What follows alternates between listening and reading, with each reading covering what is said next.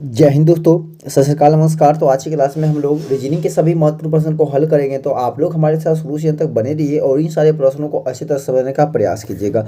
दोस्तों आज की क्लास क्वेश्चन है, इन सारे एग्जामों के लिए बहुत ही इंपॉर्टेंट है। अगर कोई दोस्तों एसएससी में CHSL, CGL, CPO, MTS, GD 10+2, steno जे की तैयारी करें, रेलवे में LLP, NTPC, RPF, group D NC की तैयारी करें, या बीएड स्टेट की तैयारी करें, या अग्निवीर में आर्मी, एयरफोर्स, नेवी की तैयारी करें, या बैंक में क्लर्क पीओ की तैयारी करें, या ईडी, आईवी, एफकेआर की तैयारी करें, या बीपीएससी, यूपीएससी शिक्षक की तैयारी करें, एंड ऑल गवर्नमेंट जॉब। अगर इनमें से किसी प्रकार की सरकारी नौकरी की तैयारी कर रहे हैं तो आप लोगों की आज की क्लास बहुत ही महत्वपूर्ण होने वाला है। तो आप लोग हमारे साथ शुरू से अंत तक बने रहिएगा और इन सारे प्रश्नों को अच्छी तरह समझने का प्रयास कीजिएगा। तो चलिएगा, आप लोग का जैसे मनाल तो क्लास को स्टार्ट करते हैं। तो देखिए, आप लोग का सबसे पहला प्रश्न कहता है क्या, कहता है कि समरूप जोड़ी का पता लगाएं। ठीक है, बहुत ही इंपॉर्टेंट प्रश्न है, मोस्ट इंपॉर्टेंट। ठीक है, आईएमपी क्वेश्चन है। आप लोग अच्छी तरीके से प्रश्न को करने का प्रयास कीजिएगा। कहता है कि जिस प्रकार गेंद जो है फेंकना से संबंधित है। ठीक है, अब देखिए गेंद फेंकना, अब मान लिया हम गेंद जो खेलते हैं क्या करते हैं, फेंक खेलते हैं, हम गेंद को फेंकते हैं, फिर उसी हम लोग खेलते हैं, प्लाइंग करते हैं। ठीक है, तो उसी प्रकार से इसी लॉजिक पे चार ऑप्शन में से कौन सा लॉजिक दिया हुआ है। अब देखिए, कुत्ता को थपथपाना नहीं, ये चीज़ तो है नहीं। हॉकी गेंद, हॉकी में गेंद होती है, तो हॉकी गेंद क्या होता है, हॉकी जो होती है गेंद क्या होता नहीं थी, हॉकी हम लोग डंडे से खेलते हैं, हॉकी डंडा आता है। कहता है कि गेंद बल्ला, गेंद बल्ला, गेंद हम लोग फेंकते हैं। ठीक है, बल्ले से क्या समझते, की करना नहीं होता। कहता है कि फुटबॉल जो है किक करना, हाँ फुटबॉल को हम लोग क्या करते हैं, जिस प्रकार से ऑप्शन नंबर डी आपका क्या होगा, करेक्ट आंसर होगा। जिस प्रकार से गेंद को फेंक कर खेलते हैं उसी प्रकार से फुटबॉल को किक करके खेलते हैं, किक मार के खेलते हैं, इसीलिए ऑप्शन नंबर डी आपका यहाँ पे क्या हो जाएगा, करेक्ट आंसर हो जाएगा। चलिएगा, अगला प्रश्न कहता है क्या कि निम्नलिखित विकल्पों में से प्रश्न चिन्ह के स्थान पर आने वाली संख्या चुने। कहता है कि यहाँ पे कौन सी संख्या आएगी, आपको यह चुनना है। देखिएगा यहाँ पे लॉजिक क्या है, तो यहाँ पे लॉजिक क्या है कि जो कॉलम है, ठीक है, कॉलम में लॉजिक है, मतलब कि रो के जो पहली संख्या 3 है और बीच वाले जो संख्या 5 है, दोनों को आपस में ऐड कर दिया तो 3 प्लस का 5 क्या कितना हो गया, 8 हो गया। इसमें 2 का डिवाइड कर दिया तो 2 का डिवाइड किया कितना हो गया, देखिए 4 हो गया। तो नीचे देखिए संख्या 4 लिखा हुआ है। ठीक है, सेम चीज़ यहाँ भी कीजिए, इनको दोनों को भी जोड़ लीजिएगा तो 6 प्लस का 8 कीजिएगा, 6 प्लस 8 कितना हो गया, 14 हो गया। इसमें 2 का डिवाइड कीजिएगा, बताइए कितना हो गया, 7 हो गया। देखिए नीचे का संख्या 7 हो गया। ठीक है, इसी प्रकार से हम दोनों ऊपर वाले को जोड़ लेंगे तो 8 प्लस का 4 करेंगे तो 8 प्लस का 4 कितना हो जाएगा, 12 हो जाएगा। 12 में अगर आप 2 का डिवाइड करते हैं तो कितना होती है, 6 होती है। तो आपका ऑप्शन ए यहाँ पे क्या हो जाएगा, करेक्ट आंसर हो जाएगा। ठीक है, चलिएगा अगला प्रश्न देखिएगा। देखिए अगला प्रश्न कहता है क्या है कि निम्नलिखित में से कौन सा इस समूह से संबंधित नहीं है। पहला आपका है छिद्र, दूसरा आपका है झालर, तीसरा आपका है रिक्ति और चौथा आपका क्या है, दरार। तो ऑप्शन नंबर देखिएगा आपके पास ए, सी और डी, ये तीनों क्या है, तीनों आपस में देखिएगा तो पर्यायवाची शब्द है। ठीक है, पर्यायवाची शब्द है तीनों आपस में, क्योंकि तीनों छिद्र, दरार और तीनों क्या है कि एक छिद्र मतलब खाली जगह की बातें हो रही है।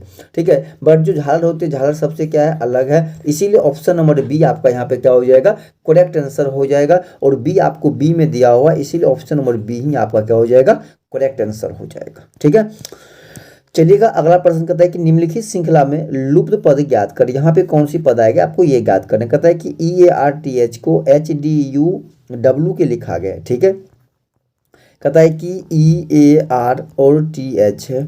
ठीक है, इसको जो देखिएगा लिखा गया है, ठीक है, लिखा हुआ है, कहता है क्या कि HDUW लिखा हुआ है। लॉजिक समझिएगा, सबसे पहले इसको नंबरिंग कर लीजिए। ई कितना पे होता है, 5, A1, R 18, T कितना 20 होता है और H कितना पे होता है, 8, 8, 4, 21, 23 और 11।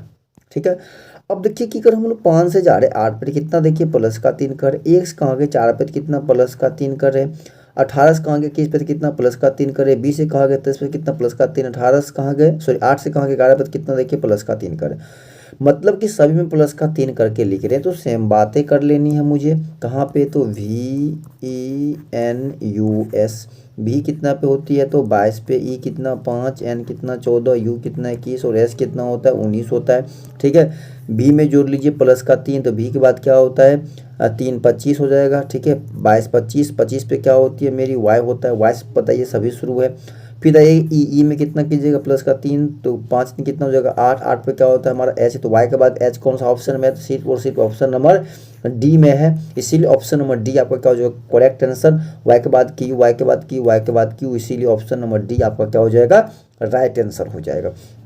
आगे जोड़ लीजिए, एन कितना 14 3 17 पे कीजिएगा क्या हो जाएगा क्यू, यू कितना होता है 21 प्लस का 3 कीजिएगा तो कितना 24 पे क्या होता है एक्स, और 19 कितना होता है एस, और प्लस का 3 कीजिएगा 22 पे क्या होता है भी, तो वाई एच क्यू वाई भी एक्स भी, देखिए आपका option D is a right answer. चलिएगा अगला प्रश्न देखिएगा, कहता है कि कूट भाषा में VEIL को 2592 के रूप में लिखा जाता है, तो मीट के लिए कोड क्या होगा। कहता है कि जो VEIL है इसको लिखा गया है 2592 लिखा गया है, ठीक है। लॉजिक समझिएगा, भी कितना पे होती है 22 पे होता है, ई कितना पे होता है 5 पे, आई कितना 9 पे, एल कितना होता है 12 पे। बताइए कि इन सभी कोड को लिखा गया है 2592। देखिए लॉजिक क्या है कि सभी का इकाई स्थान लिखा गया, देखिए इसका भी इकाई 2 तो पहले 2, 5 सिंगल में इकाई है तो इकाई लिखा 5 लिखा गया, फिर आई 9 सिंगल है तो 9 लिखा गया, फिर 12 का इकाई क्या हो जाएगा 2 होगा तो 2 लिखा गया। तो उसी प्रकार से मीट का भी लिखना पड़ेगा, तो MEET, एम कितना पे होती है 13 पे होती है भाई, 13 का इकाई कितना होगा 3 होगा 3, ई कितना पे 5 पे तो 5 पे, ई कितना 5 पे तो 5 पे, और टी कितना 20 पे, तो इकाई पे कौन है 0 0 लिखा जाएगा, तो 35 50 35 50 आपका ऑप्शन बी में दिया गया, इसीलिए ऑप्शन नंबर बी आपका क्या हो जाएगा करेक्ट आंसर हो जाएगा, ठीक है। बहुत ही इंपॉर्टेंट प्रश्न ये भी है, ठीक है, बहुत ही मोस्ट इंपॉर्टेंट प्रश्न है ये। चलिएगा अगला प्रश्न देखिएगा, कहता है कि निम्न श्रृंखला की अगली संख्या क्या होगी। कहता है कि यहाँ पे अगली संख्या क्या होगी आपको बताना है, बहुत ही इंपॉर्टेंट प्रश्न ये भी है, ठीक है। आपको VVI प्रश्न ये भी है। कहता है कि 27 के बाद हम लोग 29 पे जा रहे हैं, 29 के बाद 33 पे, फिर प्रश्न चिन्ह पे जा रहे हैं, तो आगे ठीक है, फिर हम लोग प्रश्न चिन्ह से कहाँ जा रहे हैं 57 पे जा रहे हैं, तो आपको यहाँ पे कौन सी संख्या आ गया आपको ये निकालना है, ठीक है। अब देखिए 27 से कहाँ गए आप लोग 29 पे गए, 29 से कहाँ गए 33 पे गए, फिर यहाँ से कहाँ गए प्रश्न चिन्ह पे, फिर यहाँ से कहाँ गए हम लोग 57 पे गए। समझिएगा लॉजिक, 27 से गए हम लोग 29 पे, कितना देखिए प्लस का 2 के, 29 से कहाँ गए 33 पे, कितना देखिए प्लस का 4 के, तो आगे जाएंगे तो क्या प्लस होगा, और फिर यहाँ से क्या प्लस होकर 57 लिखा हुआ है। ये देखिए 2 है, क्या इस 2 को हम 2 के पावर 1 लिख सकता हूँ, क्या ये 4 इसको हम 2 के पावर 2 लिख सकता हूँ। तो देखिएगा कि पावर में 1 का वृद्धि हो रहा है, हो सकता है कि यहाँ पे देखिए 2 के पावर 3 प्लस किया हुआ हो, तो 2 के पावर 3 कितना होता है, तो 8 होता है, तो 33 8 की जगह कितना होगा 41 हो जाएगा। अगर यहाँ पे पावर 3 हुआ है तो हो सकता है कि यहाँ पे 2 के पावर कितना होगा 4, तो 2 के पावर 4 कितना होगा, तो 16 होगा, तो 16 प्लस 41 की जगह 57 हो जाएगा। चलिए बात सही है, तो मेरा ऑप्शन डी आप देखिएगा करेक्ट आंसर हो जाएगा 41। तो लॉजिक क्या है कि 2 के पावर 1, 2 के पावर 2, 2 के पावर 3, 2 के पावर 4, बेस हमारा क्या है सेम है, बेस क्या है सेम है, और पावर में 1 1 का वृद्धि हो रहा है, पावर में 1 1 का वृद्धि हो रहा है, तो मेरा आंसर 41 जो कि आपका ऑप्शन डी में दिया हुआ है, ठीक है। चलिएगा अगला प्रश्न देखिएगा, कहता है क्या कि सीरी एक्स बिंदु ए से मैराथन दौड़ शुरू करता है। मान लीजिएगा कि यह कोई बिंदु ए है, ठीक है। कहता है क्या कि बिंदु ए से करता है, तो इसको थोड़ा ये था साइड में हो गया, तो हम इसको मिडिल में कर लेते हैं कि मान लीजिए कि यह कोई बिंदु ए है, ठीक है। कहता है कि बिंदु ए से मैराथन दौड़ शुरू करता है और वह उत्तर की ओर 5 किलोमीटर दौड़ता है। कहता है कि ए से उत्तर की ओर दौड़ता है 5 किलोमीटर, ठीक है, 5 किलोमीटर दौड़ता है और बिंदु बी पे पहुंच जाता है। अगर आप उत्तर की ओर चल रहे हैं और बिंदु बी पे पहुंचने के बाद कहता है कि फिर दाएं ओर मुड़ता है। अगर आप उत्तर की ओर है तो आपका दायां किधर होता है, तो पश्चिम की ओर होता है। अर्थात हम एक सिंपल से इसके लिए हम आपको ट्रिक बताए थे ना, क्लॉक वाइज, घड़ी की दिशा में हमेशा घूमते रहिए आप, घड़ी की दिशा में, दायां का मतलब घड़ी की दिशा और बायां का मतलब घड़ी के विपरीत दिशा में घूमते रहिए। अब यहाँ से घूमेंगे घड़ी की दिशा तो इधर ही होगा ना, तो इधर हो जाएगा बायां मुड़े, और कितने चले हैं, तो 6 किलोमीटर चले हैं, 6 किलोमीटर चले हैं, 6 किलोमीटर चले हैं, और कहाँ पहुँच गए हैं, तो बिंदु सी पे पहुँच गए, ठीक है। 6 किलोमीटर चलते हैं और बिंदु सी पर पहुँचते हैं, फिर दाएं मुड़ते, दाएं मुड़ने के बाद फिर वही क्लॉकवाइज, और कहता है क्या चल रहे हैं कितना 8 किलोमीटर, तो चल गया, कितना चल गया वह 8 किलोमीटर चला है, कितना ट्रिप चला है, और बिंदु डी पे पहुंच गया। ये बिंदु क्या हो गया आपका डी हो गया। कहता है कि फिर दाएं मुड़ते हैं और 10 किलोमीटर चलते हैं, फिर दाएं मुड़ते हैं और 10 किलोमीटर चलते हैं, कितना चलते हैं 10 किलोमीटर चलते हैं, और पहुंच जाते हैं बिंदु ई पे।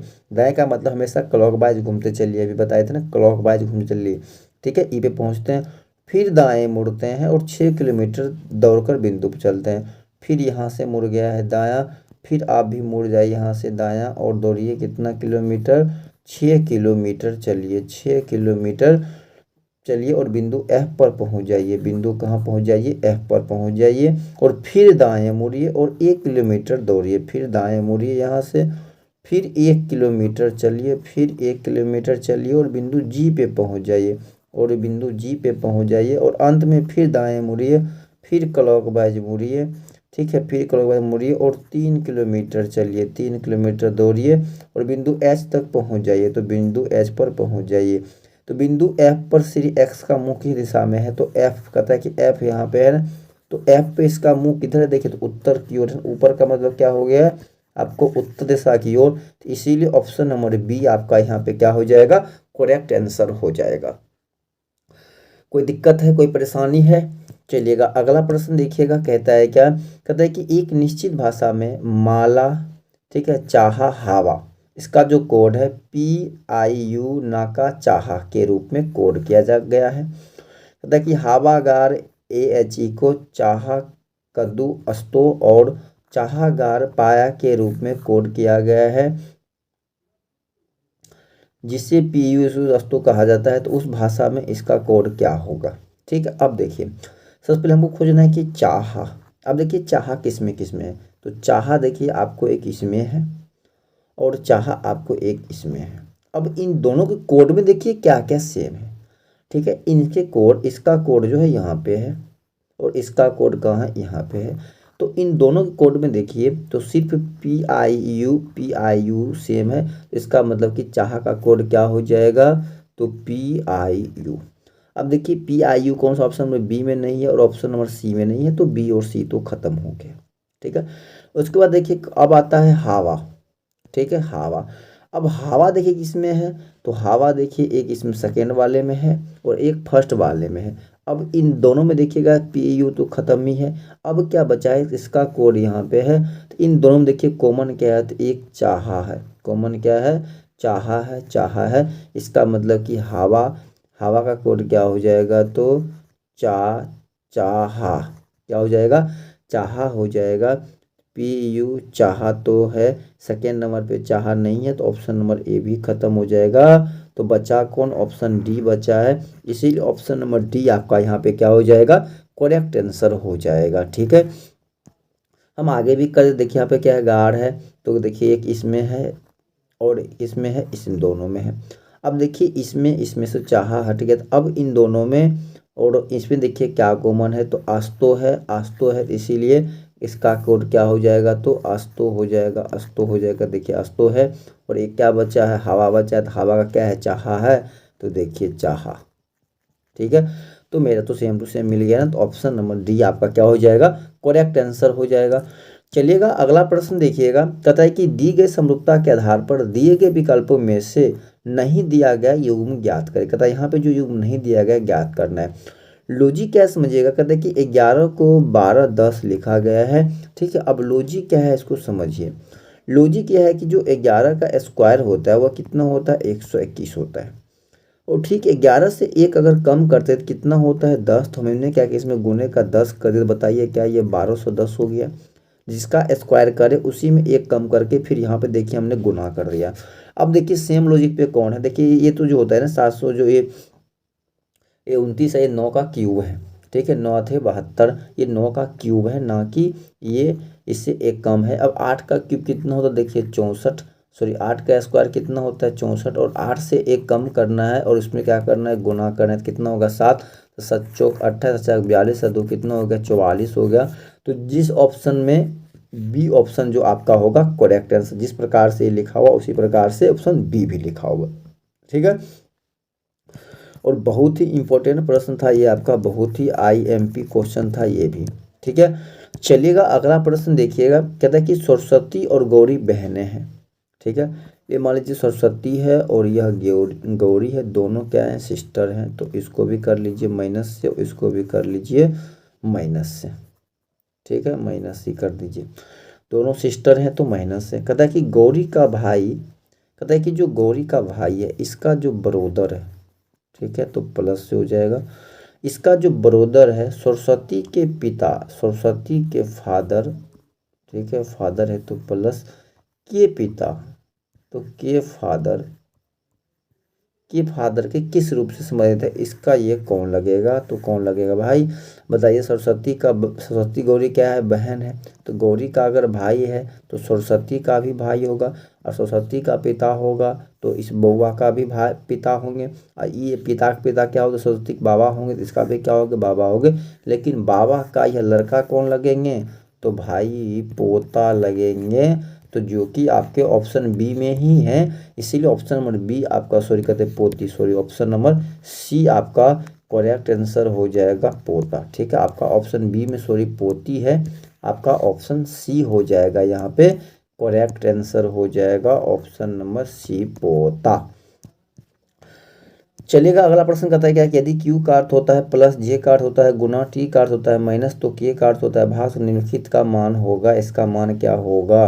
अब देखिए कहता है कि 42, के का अर्थ क्या देता है? देखिए के का अर्थ हो रहा है भाग, तो भाग कितना हो जाएगा आपका? 42 है ना, तो 42 भागा कितना हो जाएगा? 3। और क्यू का अर्थ क्या हो रहा है? प्लस, तो कितना हो जाएगा आपका? 9।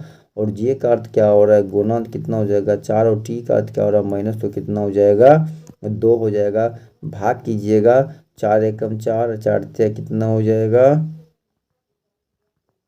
3 एकम 3, जो कितना हो गया बच्चों? 42 हो गया। ठीक है, प्लस कीजिएगा, 9 चौ कितना हो गया? 36, और माइनस का 2 कीजिएगा, पहले जोड़ लीजिए, कितना हो जाएगा? यह 50, और माइनस का 2 कीजिएगा, कितना हो जाएगा? 48 हो जाएगा। तो ऑप्शन नंबर बी आपका क्या हो जाएगा? करेक्ट आंसर हो जाएगा। चलिएगा, अगला प्रश्न देखिए, कहता है कि निम्नलिखित शब्दों के लिए सबसे उपयुक्त वेन आरेख चुनें। कहता है कि चेरी, आम और फल।